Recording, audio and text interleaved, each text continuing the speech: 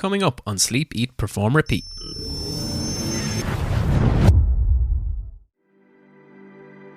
So I don't expect to master everything and anything in a short space of time. I'm going to make mistakes. I'm going to fall down. I'm going to ask the wrong questions. I'm okay with all of that because I see things as a progression. And this week I might be new to it. Next week I'm a week into it. The education and the knowledge has grown. I think far too often people expect to be masters of it straight away, and they're so frightened or put off from making errors or mistakes that actually they never move forward. And it's just part of growing with the journey, growing yourself as well, so that you're educating yourself along the way. And I approach everything like that. It's okay to fall, it's okay to fail, it's okay to ask the daft and wrong questions, because every day you've got to learn a little bit more. I'm Steve Guest. If you want to come and find me, ask me any questions or get in touch, LinkedIn is generally the best place. Find me, I spend a lot of my time there. I've really enjoyed being a guest today on Sleep, Eat, Perform, Repeat. Welcome to Sleep, Eat, Perform, Repeat with your hosts, David Clancy and Kieran Dunn. This is a podcast about high performance. What we are striving to achieve is to figure out what makes high-performing individuals tick, why they do what they do, and why they are successful. Enjoy a journey of stories, lessons, and learnings.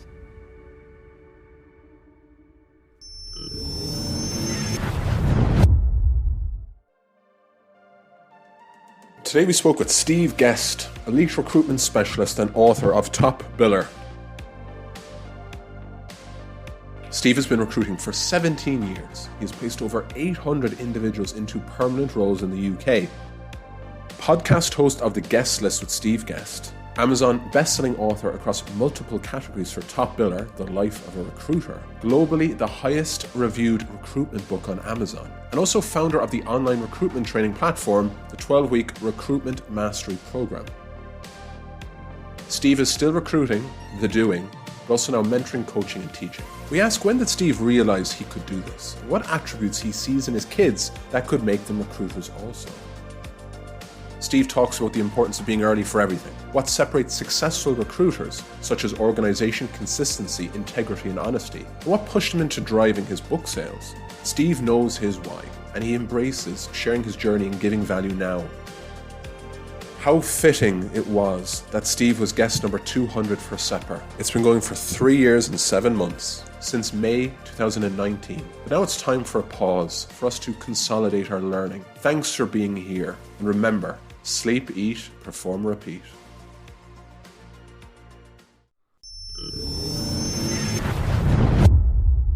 Steve Guest, thanks a million for coming on. How are you, sir? An absolute pleasure. Yeah, I'm good. A little bit cold. It seems the temperature seems to have dropped, but other than that, everything is good. Pretty fresh over here as well in Ireland. We're only saying this morning it's freezing. It's really changed in the last week, but yeah.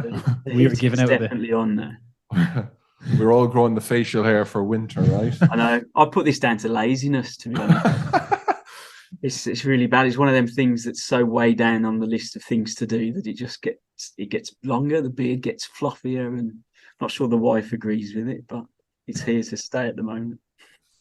Steve, we were saying, Kieran and I were having a conversation. We're like, geez, will Wonder really be on time? And I said, well, reading the book, this is a guy who's always on time. And for those listening, we spoke about this off air, but Steve, being early for meetings is something that is a habit of yours. Why is that, and what is it about that? Do you know what I think it is? One of my big anxieties in life, it sounds really ridiculous to the majority, but I worry about getting parking spaces. I worry about not being able to park. It sounds ridiculous, but it's always there. And I've had a whole lifetime of being 20, 30 minutes early for client meetings or meeting candidates. I get on the kids' nerves because if I've taken them to out of school activities, we're always generally 15, 20 minutes early. They get really bored.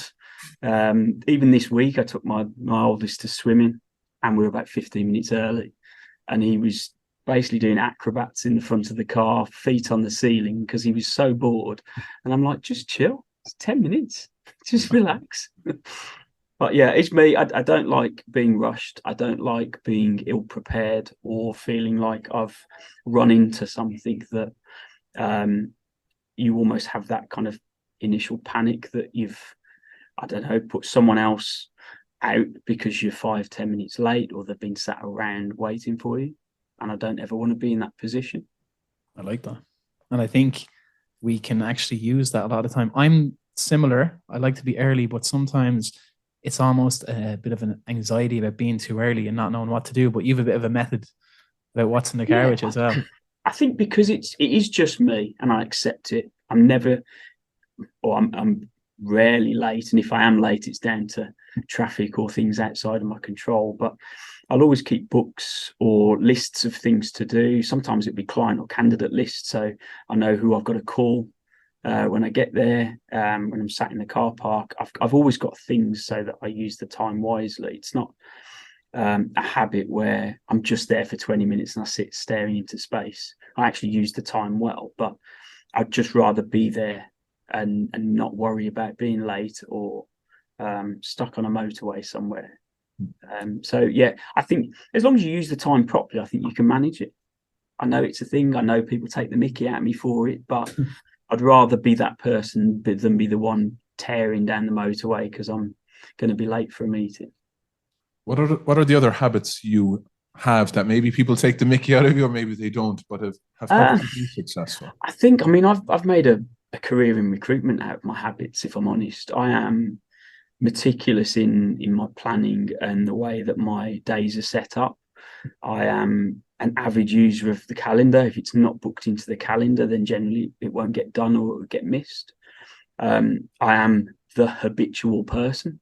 If you need to find me, it's between 7 and 7:15. I'm on Costa Coffee down the road getting my morning coffee. I'm generally in the office, bang on time every morning. I tend to get in earlier than anyone else because I need that kind of 15-20 minutes just to get my head straight, know what I'm going to do, and set the plan out for the day. Me and the other half, we've been together 22 years this year, and she's the complete opposite of me. She's the kind of, it just reigns chaos. Everything gets done perfectly, but it's in a different kind of plan to me. It's almost like the yin and yang. It's the complete opposites, but somewhere we meet in the middle and it works. But if I get asked to do something and it's not in the plan, it takes me 5 or 10 minutes to accept the fact that I've got to get it in there somewhere. Like, can you just drop this off on the way to work? Could you just drop the kids off? Or could you pick them up today and do this? And if it's not in the calendar, it causes havoc in my head. And I kind of almost have to come around to the fact that actually it's not a big thing you're asking me to do. And I can definitely fit it in. But I think it's just because I like things in a set way, in a set place. And I do things in a very organised and methodical kind of manner. And in my experience, this is my 17th year in recruitment. I would say 95% of recruiters are the flamboyant, out there building relationships, very socially adept to being in big spaces with lots of groups of people, and quite often they're not the most organised. I think me being the kind of qualified strategic buyer, spreadsheet savvy, borderline OCD, I almost bring something a little bit different, which is just that methodical approach. So I was thinking that when you said it, and that is the perception, probably an ignorant perception I have of recruiters, that they're very adaptable in a good way sometimes as well to their clients or people are trying to recruit. Their schedules, they're also very spontaneous, but that has to come at the cost of a structured routine. So how do you manage to, when you have to change it, like you said, when that tension is there in yourself? I think when it comes to work, I do, obviously I still recruit. I run a recruitment business. I do various other things. I have a podcast. I'm writing my 3rd book. I'm married with 2 kids who do copious amounts of activities outside of school. So it's like a high five in the hallway when we get home to say who's taking who where, and a logistical nightmare. And I think it just has to be planned for me. It has to be set in stone, because I'd never get half of that done if I didn't have structure and organisation. I've managed teams of recruiters at height. I had 19 staff across 2 regions, so Manchester and Birmingham. And I was reporting into a board of directors that were based in Watford. So I spent a lot of time on the road up and down the country. And I think if you didn't have that sort of organizational structure, I think you'd fall somewhere down the wayside at some point. But having said all of that, most of the recruiters that I've recruited, that I've worked with, generally are very kind of active, very outward, very good with momentum, making lots of calls, that flamboyant, confident nature.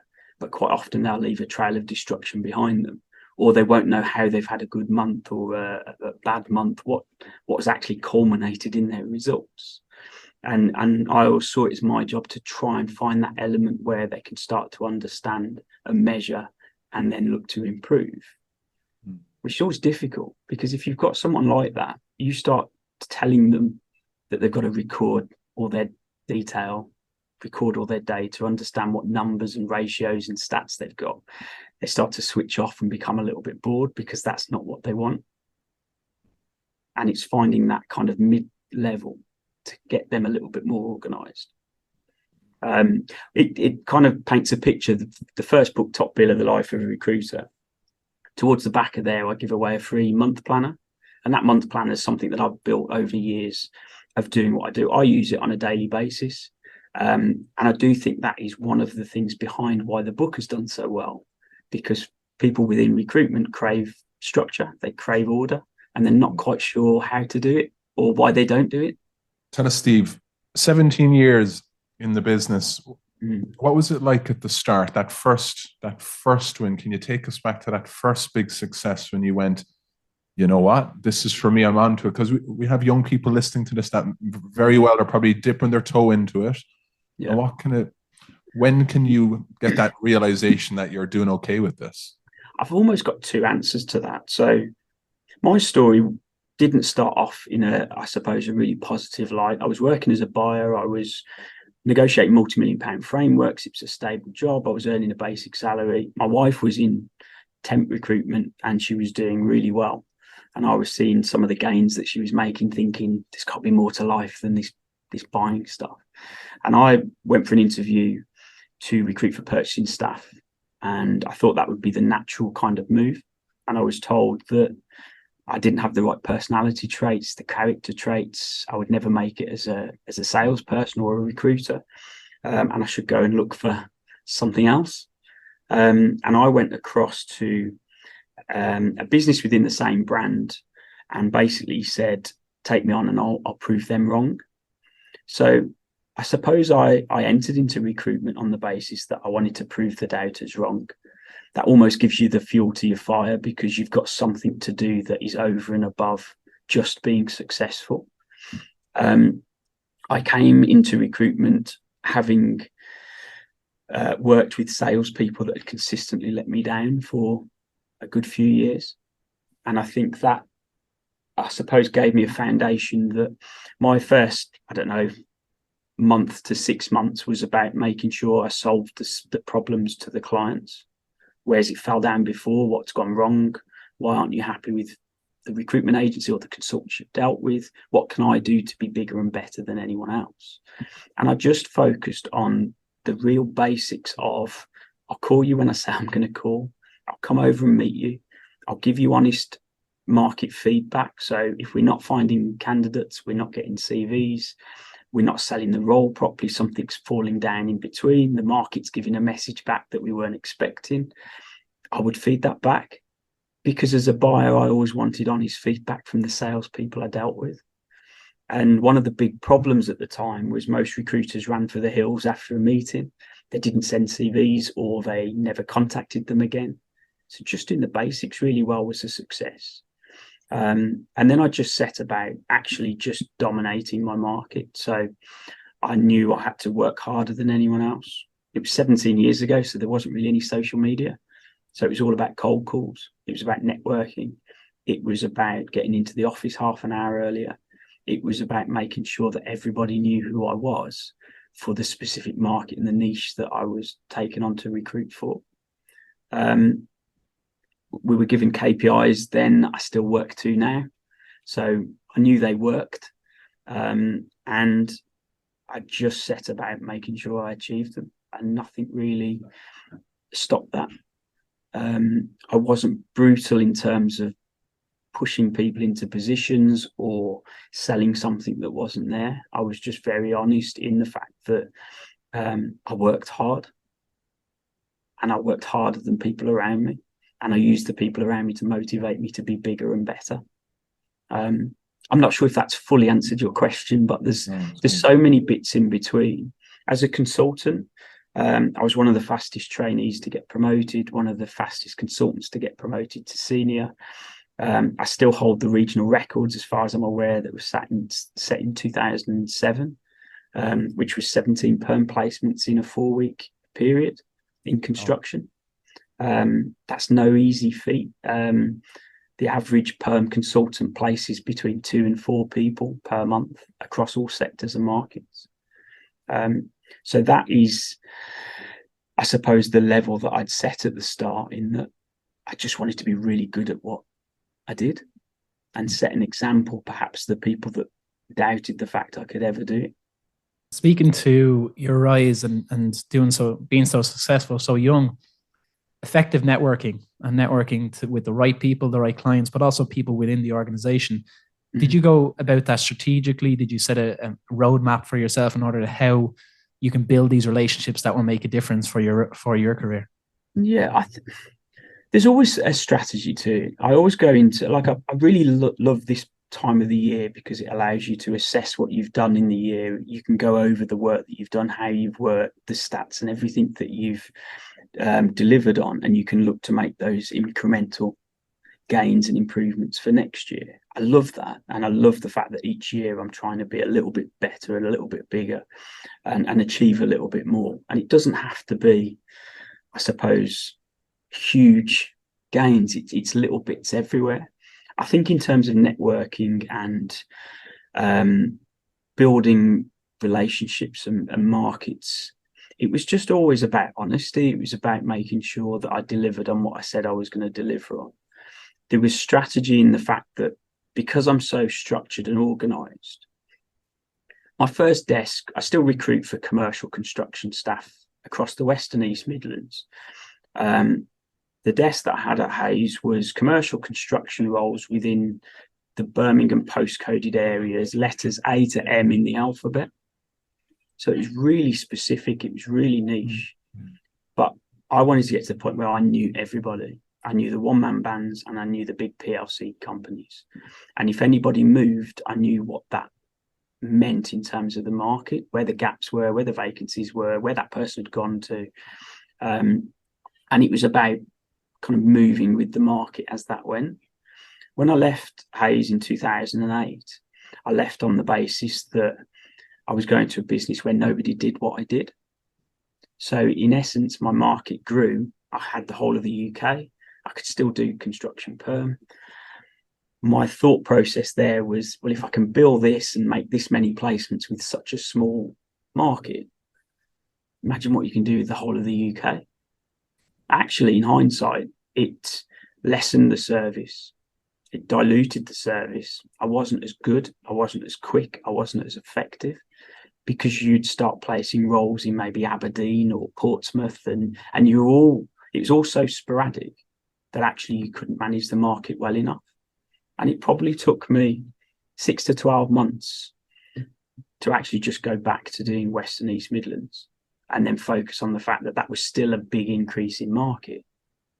So I suppose you could say there was a certain strategy there, but there's all kind of parts in there. So I would deal with general contracting, but so many subcontract areas within construction, and it's a candidate-led market.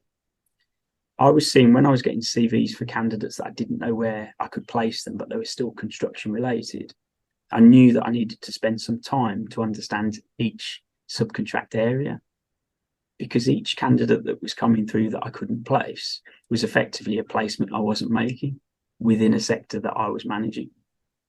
So you can then start to break that down into bits. And if it was organized and then put into the diary, I would have a specific sales time within a day where I could focus on a specific area. And then you improve your ability to work with where the market is. Meticulous with planning. Yeah, I think so. And I think sometimes I see everything I do as a journey. So I don't expect to master everything and anything in a short space of time. I'm going to make mistakes. I'm going to fall down. I'm going to send candidates that nobody wants to hire because it's a new sector or market that I haven't mastered yet. I'm going to ask the wrong questions. I'm okay with all of that because I see things as a progression. And this week I might be new to it. Next week I'm a week into it. So the education and the knowledge has grown. I think far too often people expect to be masters of it straight away. And they're so frightened or put off from making errors or mistakes that actually they never move forward. And it's just part of growing with the journey, growing yourself as well, so that you're educating yourself along the way. And I approach everything like that. It's okay to fall, it's okay to fail, it's okay to ask the daft and wrong questions. Because every day you've got to learn a little bit more. Steve, when you're getting into a sector or a market that maybe you don't know particularly well, what would be your suggestions in and around that? You know, just even as a starting point. Yeah, I think if you've got an idea, so let's say, for example, you want to get into IT. I don't really know the IT market. I would look at the IT market as a whole, and you've obviously got to decide whether you're going to deal with white collar management or perhaps the day-to-day office support or IT support type roles. I would start off in a small geographical area, and I might pick a certain area within IT that I'd like to master, because I think you can almost pick too big, and there's almost that sense of overwhelm that there's just too much. There's too much to deal with. There's too much knowledge to get, and you're never going to master it. And I think there's a book I read by Daniel Priestley called The Key Person of Influence.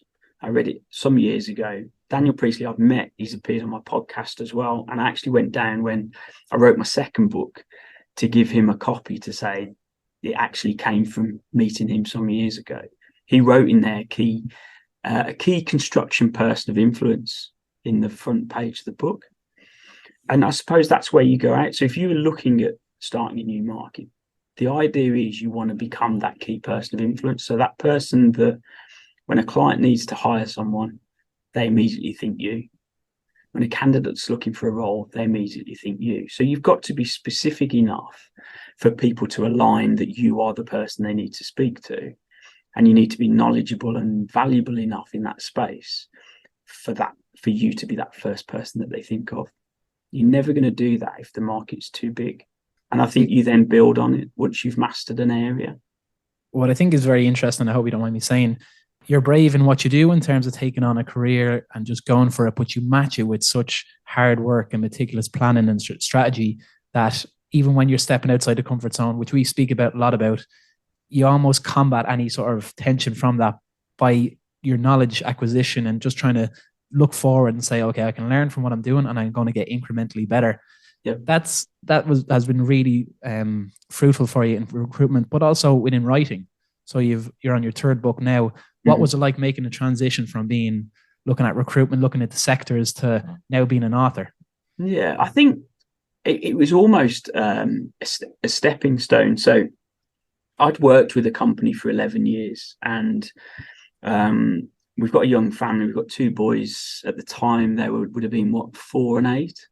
And I knew that my wife and I were going to work for ourselves and basically look to set up a business. I wanted something that created or differentiated me from other recruiters. I think at the time there was probably 6 or 7 recruitment books available, and they're all very textbook heavy. I bought them all. You try and read them, you get to, I don't know, second or third chapter, you think, oh God, this is hard work. So I wanted to write something that was all, I suppose, more of a story. And it kept your interest, and it was relatively light-hearted, but it offered value. But I also wanted a book that empowered and motivated perhaps that one that doesn't quite fit into the office, the one that doesn't want to go and gong the bell or ring the bell because they've made a placement. They actually just work hard in the background and do what is expected of them, if not a little bit more. I think the transition was, I had a message that I wanted to give and inspire in that actually you could be the high C on a disc profile, that spreadsheet, unassuming person that wants to prove the doubters wrong and still be successful.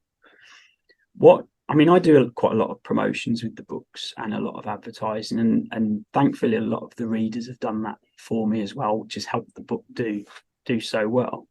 But what a lot of people don't see is the messages that I get, the direct emails where recruiters have messaged to say that I've changed their life, I've changed their thought process, I've motivated them, and they're skipping into work on a Monday because they've never quite fitted in, but now they feel inspired to accept who they are, accept their own abilities to actually go and prove everyone else wrong. That's the best bit for me. And that's never put out there. I never really highlight those because they're personal and private messages. And they're sent on direct message for a reason. It's not for anyone else. And I think I sat in a seminar. I'd probably just started to write Top Biller. So this would have been maybe 2018. And there's about 70, 80 people in the room. The person running the seminar said, how many of you in this room wrote a book? And there's about 8 hands went up. And he said, keep the hands up if you've sold more than 50 copies. And all the hands went down. And I was sat there thinking, 50 copies? At the time, I was getting up at 5:30 to get into the office to write for an hour before the consultants came in. And for me to have that kind of 20, 30 minutes to plan my day as well. So it wasn't for the faint-hearted. It was early, it was dark, it was wet most mornings, it was pretty grim. And part of me was thinking, do you know what, 50 copies, it's probably not even worth the effort. And then a switch in the back of my head was saying, well, no, actually, if you sell 51, you're the best person in that room. So crack on. And I think I kind of face everything like that. I think I owe a lot to perhaps COVID and the pandemic for the book doing well. I think there was a lot of recruiters on furlough. There was lots of people at home that probably needed something to do and perhaps fancied a little bit of education or a bit of light-hearted reading. I did quite a lot of promotions and marketing during that time and giveaways. And it's now it's the highest reviewed recruitment book on Amazon in the world, 16,000 copies across 60 odd countries. It's ridiculous considering where I was sat, where I almost didn't write it because of the fear of selling less than 50 copies. Steve, now where you're at in terms of, obviously, that's just amazing. And I've read the book, obviously, and that's where I was like, I am going to DM him. Doing and the work that you're still doing versus coaching, mentoring, you know, you've got your online course, you've got your program, you've got your book, and you're teaching people through that.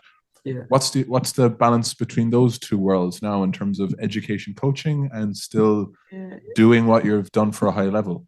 I think the coaching came out of a LinkedIn post I put during COVID and the pandemic. And I said I was going to clear out my week because there was lots of people feeling really insecure and worried and nervous and not sure what was around the corner. And I said, I'm going to clear out my week. If anyone wanted to have a Zoom chat, 30 minutes, we talk through what's happening, what's going wrong, where you might need some help.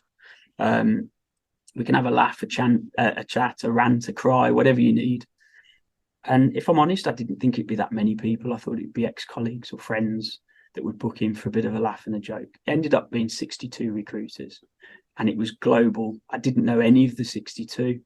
I was talking to recruiters in Singapore, Hong Kong, Japan, Africa, South Africa, Canada, US, Australia, New Zealand. It was ridiculous, but really kind of humbling as well to go through that week. What I realized at the end of it was all the problems, all the hurdles recruiters face are no different wherever you sit on the planet. And that's where the training program kind of was born out of.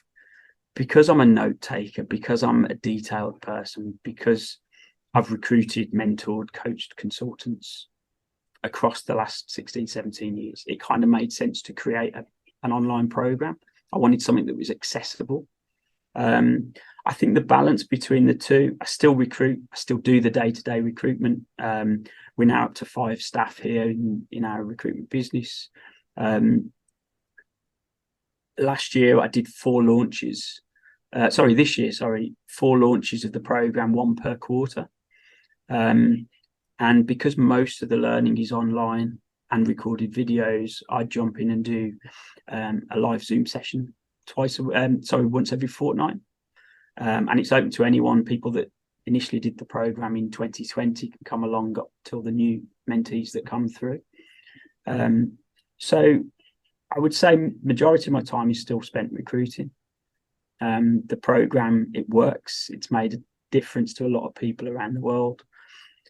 Whether that balance will shift, I don't know. I think time will tell. It works, it functions. I enjoy doing it. Initially, it was set up because when I left working with Fast Track, I had 19 staff and then went to having nothing. And it's difficult. I struggled because I wasn't accountable to anyone. I wasn't able to necessarily add any value to anyone or inspire or motivate anyone to achieve more. So I enjoyed the program because it kept that kind of going.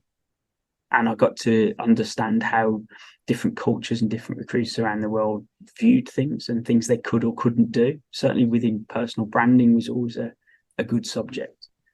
So I don't know. I mean, the business is growing here. That obviously takes up time. So we will see, I suppose. We're getting a sense that through this conversation, you're very present. You're very here with the conversation that's ongoing. When I'm planning or looking for things, I often get into the mode of looking at the calendar. It's all ready. But then I also almost, when I'm doing something, think back to the calendar. What's next? What's ahead? What do I have later on? Do you ever face that tension? And if you do, how do you overcome it? Yeah, I think it's like anything, isn't it? I think whenever you get to that point where you feel a sense of overwhelm or you're not quite sure how to react or deal with something, I think I've become really good at breaking things down into smaller elements.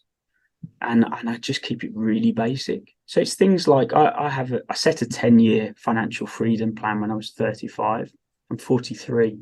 Now I'm 44 in February next year. So I'm nearly 9 years into that plan. Am I going to achieve financial freedom? Maybe not. I won't be far off. Am I 9 years better off than when I started it? Massively. The gains that I've achieved over that amount of time are huge. Would I have achieved any of that if I didn't set the initial plan up in the first place? No chance. And I think I always set things up. So 10-year plan, had a 5-year plan, 3-year plan, 2-year plan, 12-month plan, 6-month plan, quarterly plan, week plan, day plan. It sounds a lot of work, but it's actually not. I'm a firm believer of having huge goals, huge ambitions, huge plans, and then working backwards and thinking, okay, how does that look in the next plan? How does that look in this one? How do I get there? And what you then start to do is you create that first initial step. And that's all it is. And then it's about repeating that step, getting to the end of the year, thinking how I can improve that first step. And it becomes bigger and better. I think it's just when things almost feel too big, or perhaps I don't understand how I'm going to get there, I always think, well, how am I going to break that down? It was the same as a buyer. I'm a qualified buyer, so we had to go through various stages to understand. One of my big contracts that I purchased was gunmetal fittings that joined pipework together underground for a utility. And I had to break down the manufactured cost of a gunmetal fitting back to its raw material costs before it's shipped. That's a lot of detail. But if I said to you, you need to understand the price of that fitting, you might suddenly think, well, how am I ever going to know that? You just break it down into its elements and then you work out how you're going to achieve certain things along the way. Steve, you were saying 2 kids, right? Yeah. Same. Two's enough. I was going to say that. For me anyway. Kieran, if you get 2's enough, man. Yeah. Is there something you'd see in your children? I'm a physio, right? Physiotherapist. So when I look at my 5-year-old boy and I see him, what's that, daddy? When he's pointing at a bone in the skeleton, I go, good man. Yeah. And a bit of pride. And is there something you see in your children and you kind of go, oh, he's got a little bit of that in there. There's a bit of recruitment. What is it maybe about your children or someone else that makes you think that, oh yeah, it's rubbed off a little bit here? My 2 boys, Ethan and Hugo. So Ethan's the oldest, he's 10. Hugo's the 6-year-old. Hugo is me. He's the borderline OCD, doesn't like huge groups of people, will disappear into a quiet room, likes reading. He's academic, he works hard at school. Ethan is my wife, Emma, to a T. He is your salesman. He's the confident, can hold a conversation with absolutely anyone. And he gets bored really quickly and he wants to go off and be active and go and do things. I was having a conversation with Ethan. It's actually one of my podcast episodes because I was explaining a few things. I don't know, it was like holidays or expensive stuff. It might have been buying a car or something. He's just got into karting. And I was talking to him about, well, it's expensive and the other. And he went, Dad, do you know what? He goes, we'll always find a way. And just that moment, I was like, that is it. Like the first book I ever read, Rich Dad, Poor Dad, most entrepreneurial people have read it and get it.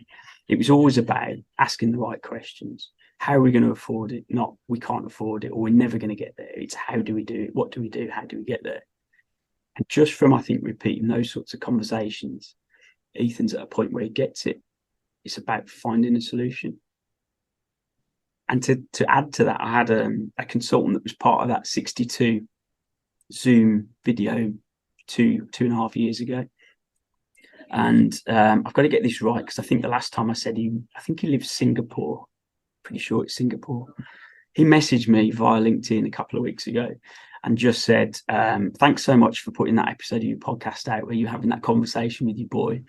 I was in a position where I'd been given an opportunity to do something and I was struggling in my own head to get it done. And because I heard that it should be, we'll find a way. He says, I now have an extra revenue stream that I wouldn't have had if I hadn't listened to what your son had said. Well, amazing. So yeah, I would say Hugo will be like me, grown up through school. He will work hard. He will get good academic grades, and that's no pressure from us. That's just he loves it, he enjoys it. Ethan will be the salesperson, and I think if they take anything from the journey I've had, it's just the fact that it's okay to fail. It's okay to fall on your face. It's okay to take risks as long as it's a managed risk and you're doing it for the right reasons.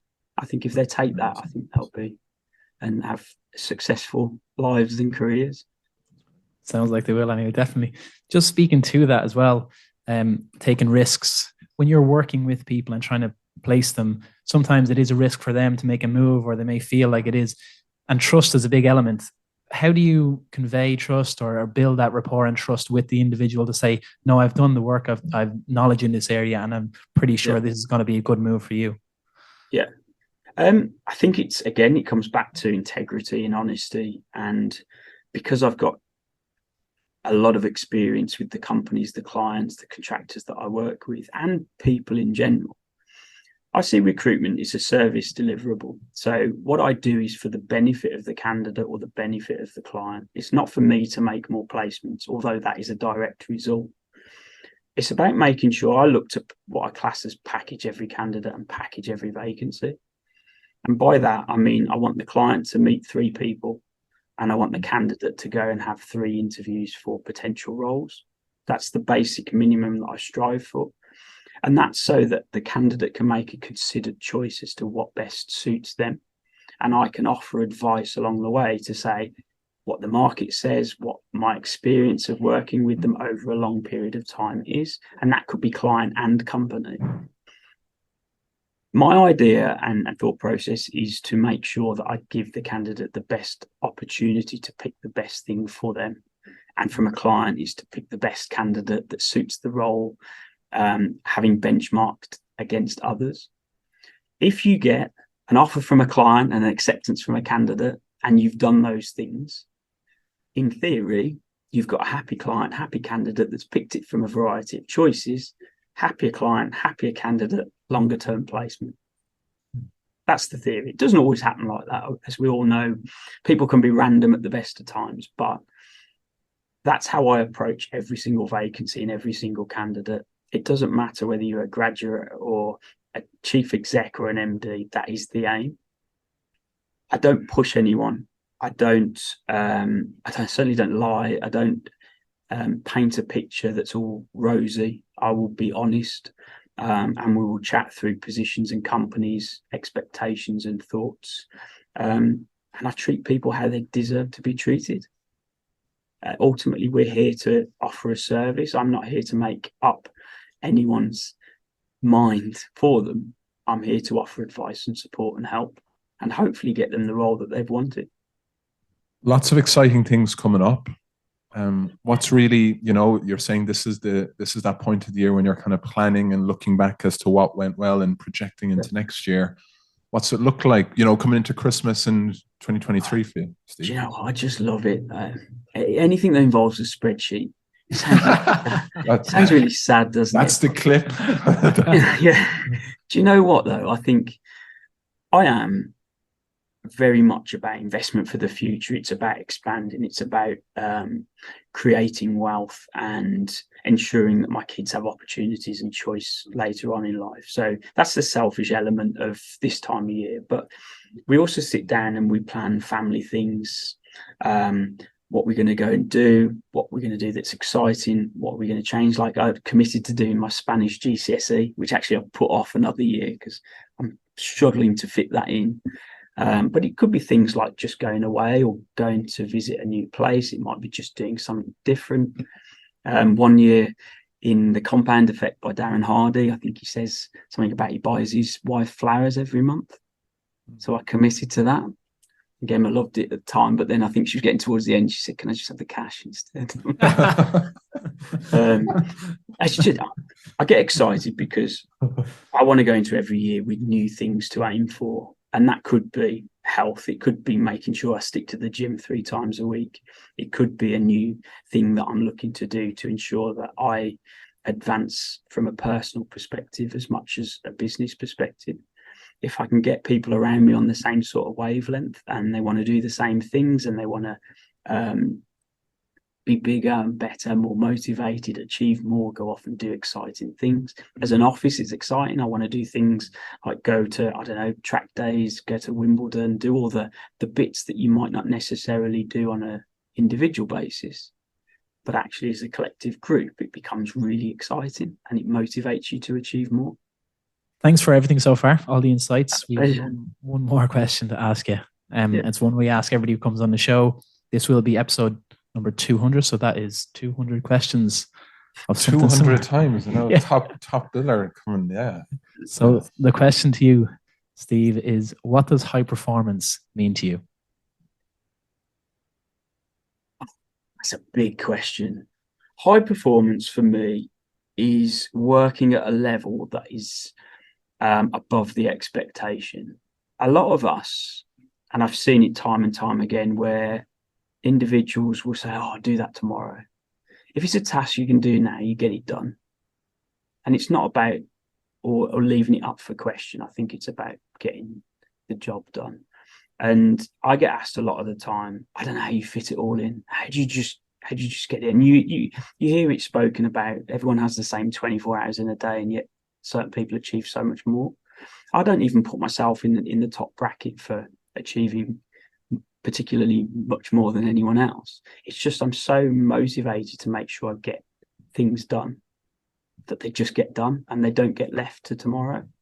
If you've got KPIs to achieve, just stop whinging about them. Just get them done. We'll always just kind of do that self-preservation and find things to stop us from doing something, and then we moan about the fact we didn't achieve what we thought we would achieve. Just get it done. Steve Guest, thanks so much for joining us today. What I'd say is, as you're building and thinking about what to do next year, and consider coming to Dublin as our guest, excuse the pun, add that to the list. It would be cool to hang out. Definitely. Thank you. It's been an absolute pleasure. Really appreciate it. Thanks very much. Thanks. Thank you for listening to today's episode of Sleep, Eat, Perform, Repeat, a story of high performance. This was brought to you by Howora, a whole person wellbeing company founded and run from Dublin, Ireland. Find out more at howora.life.com, spelt HAUORA life.com. Please rate, review and share the podcast. Some people want it to happen, some wish it would happen, others make it happen. The GOAT, Michael Jordan.